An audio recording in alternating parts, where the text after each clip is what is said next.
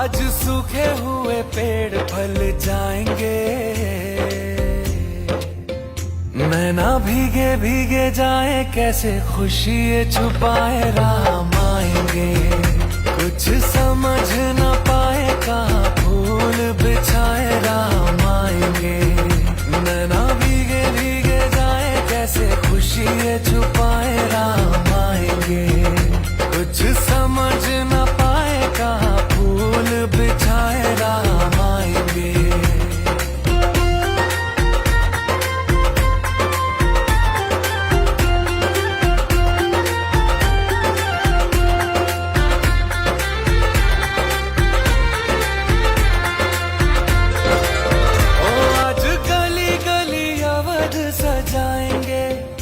आज पग पग पलक बिछाएंगे, आज सूखे हुए पेड़ फल जाएंगे, नैना भीगे भीगे जाए कैसे खुशी ये छुपाए राम आएंगे। कुछ समझ न पाए कहाँ फूल बिछाए राम आएंगे, नैना भीगे भीगे जाए कैसे खुशी ये छुपाए राम आएंगे। कुछ समझ સૌથી જૂની પ્રાચીન સંસ્કૃતિ પૈકીની એક છે અને આપણા જે 4 વેદ છે એ 4 વેદ અંદર યજ્ઞનું છે જે ખૂબ મહત્ત્વ આપવામાં આવ્યું છે। સમયાંતરે આપણે મંદિરમાં મૂર્તિ અને પ્રતિકૃતિ છબીઓ દ્વારા એક પરમાત્માનું સ્વરૂપ જે છે એ આપણે સમજ્યા, પણ તમે ભૂતકાળમાં જાશો ત્યારે માત્ર ને માત્ર પંચતત્વ જે છે એની પૂજાનું, એની જે છે આરાધનાનું, એની વચ્ચે રહેવાનું જે છે એ આપણી પરંપરામાં, આપણી સંસ્કૃતિમાં દેખાડવામાં આવે છે। એમાં એક અગ્નિ તત્વ પણ છે। આ એટલી બધી જ એને વૈજ્ઞાનિક રીતે કહી શકો, ધાર્મિક રીતે કહી શકો, એટલી બધી એક ઋષિ પરંપરાની આ પદ્ધતિઓ આજે આપણે અફસોસ સાથે કહેવું પડે છે કે આપણે એનાથી વિમુખ થઈ ગયા છીએ, વિલુપ્ત થઈ ગયા છીએ અને ક્યાંક આડે પાટે ચડી ગયા છીએ। એની વચ્ચે આજે ખૂબ ખુશીના સમાચાર 3/11થી ગંગેશ્વર મહાદેવ પાસે પ્રાકૃતિક વાતાવરણમાં અને કેવી જગ્યાએ જે મને બાપુ પાસે જાણવા મળ્યું કે શ્રી રામનું ધનુષ હોય એની વચ્ચેનો જે ભાગ છે ત્યાં કને આ જે છે એ હોમાત્મક યજ્ઞનું આયોજન થયું છે। શું છે સમગ્ર હકીકત બાપુ પાસે જાણશું।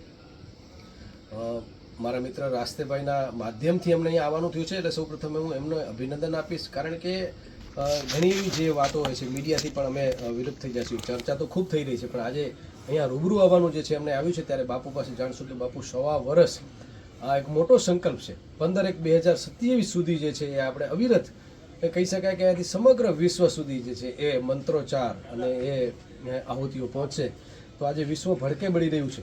આજે સુદાનની વાત હોય ત્યાં કને જે છે એ મહિલા ઉપર બળાત્કાર થઈ રહ્યા છે, બાળકોને જે છે મારી નાખવામાં આવે છે, એક બાજુ ઇઝરાયલ અને ગાઝાનો મુદ્દો છે, યુક્રેન અને રશિયાનો મુદ્દો છે, કઈ જગ્યાએ પૃથ્વી શાંત છે?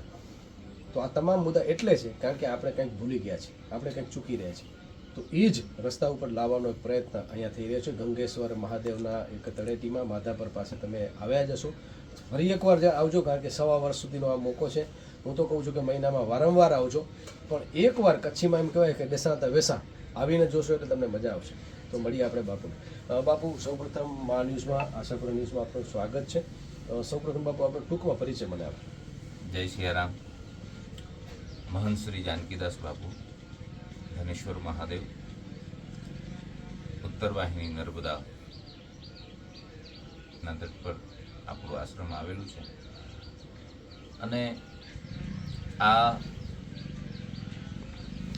શ્રી રામ યજ્ઞ જે છે એ 1.25 કરોડ આહુતિ દ્વારા હોમાત્મક યજ્ઞ થવા જઈ રહ્યો છે અને સૌથી વિશેષ કે આ 1.25 વર્ષ સુધી ચાલશે।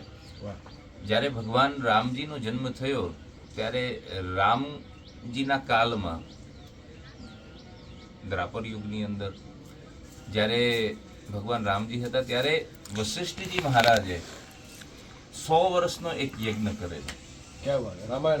રામાયણમાં ઉલ્લેખ છે કે વશિષ્ઠજી મહારાજે 100 વર્ષનો યજ્ઞ કર્યો છે, પણ એના પછી આપણે ભૂલી ગયા છે અને પૂર્વકાળમાં આપણા જે ઋષિ પરંપરા ચાલીને આવી છે જેમાં અત્રિ મુનિ, અનસુયાજી, અનેક ઋષિ, ગૌતમ ઋષિ, એમણે હે ને અનેકો વાર હે ને યજ્ઞો કર્યા છે. અશ્વમેઘ યજ્ઞ થયા, ઘણા બધા યજ્ઞો થયા છે. એ આપણું શાસ્ત્ર પ્રમાણિત છે. અને અમારા ત્યાગી સંપ્રદાયની અંદર ત્યાં આને વિશેષ માનવામાં આવે છે. યજ્ઞ એટલે કે વિશેષ, કે દેવતાઓનું જે ભોજન છે તો કે એ ભોજન શું છે તો કે યજ્ઞ, બરાબર. અને તમે જે કંઈ કર્મ કરો, પૂજા કરો, પાઠ કરો, હવન, એ બધું અલગ છે. પણ યજ્ઞ જે છે ને એ શું છે તો કે જે મંત્રની તમે આહુતિ આપો, જે દેવતાની આહુતિ આપો, એટલે દરેક આહુતિની પાછળ આપણે લગાવીએ છીએ સ્વાહા. અને એ સ્વાહા જે છે ને એ શું કામ કરે છે કે જે મંત્રની તમે આહુતિ આપી એટલે તરત એ ભગવાનના મુખ સુધી પહોંચાડવાનું કાર્ય સ્વાહાનું છે.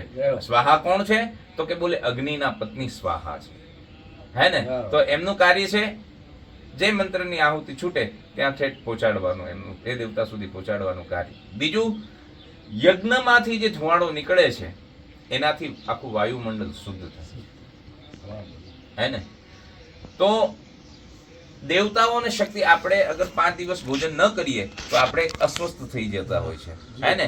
તો દેવતાઓનું ભોજન જ આ છે, તો એનાથી દેવતાઓને શક્તિ પ્રદાન થાય છે. એટલે બાપુ એમ કહી શકાય કે આપણે દેવતાઓને જ્યારે જે છે ભૂલી ગયા હોય, એને જ ભોજન આપવાનું જે છે ભૂલી ગયા હોય, તો બાપુ પ્રકૃતિ જે છે એ ક્યાંક ને ક્યાંક પડખું ફેરવ્યું છે. અત્યારે બાપુ આ સમયમાં વરસાદનું આવવું, હિમ શિલાઓ પીગળવી, આ બધી જ વસ્તુ બાપુ આપણે ક્યાંક ચૂક્યા છે. બિલકુલ 100% કે જ્યારે એવું કહેવાય છે કે જ્યારે આપણે હે ને કોઈ માર્ગ ભૂલીએ છે ને, કોરોના આવ્યો, બરાબર. દરેક 100 વર્ષમાં કોરોના નું પીરિયડ આવે છે. કોરોના આવ્યો, ગયા 100 વર્ષ પહેલા બીજું કંઈક હતું. એટલે 2096, 95, 98 કંઈક સુરતની અંદર પ્લેગ આવ્યો, બરાબર. એટલે એ દરેક થોડાક સમયમાં કંઈક ને કંઈક કુદરતી આફતો આવે છે. એ કેમ આવે છે? કેમ કે માણસને પરમાત્મા એ અહેસાસ કરાવે છે કે હું છું સર્વસ્વ. એમ અમેરિકા પોતાની જાતને એમ માનતું હતું કે મારાથી મોટું કોઈ આ દુનિયામાં છે નહીં. પણ જ્યારે કોરોના આવ્યો ને ત્યારે અમેરિકાએ હાથ જોડી લીધા કે હે ને ઈશ્વર છે.